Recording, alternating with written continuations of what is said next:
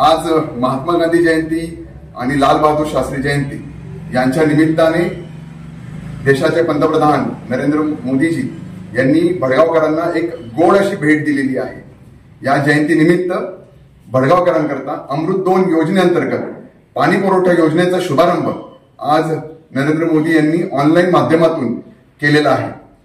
भडगावकरांनो, 133 कोटीची असलेली ही योजना, या योजनेमध्ये गिरणा नदीवर एक केटीवेल बांधला जाणार आहे, जे वितरित केलेलं जाणारं पाणी आहे या निमित्ताने ह्या बंधाऱ्यामार्फत अडवलं जाणार आहे आणि एक 5 पाण्याच्या टाक्या आणि संपूर्ण शहरामध्ये साधारण 125 किलोमीटरचं जाळं, पाईपलाईनचं जाळं या निमित्ताने उभं राहणार आहे आणि प्रत्येक घराला या योजनेअंतर्गत शुद्ध असं पिण्याचं पाणी हे आपल्याला मिळणार आहे आणि साधारण 2 वर्षामध्ये ही योजना ही पूर्णत्वास येणार आहे।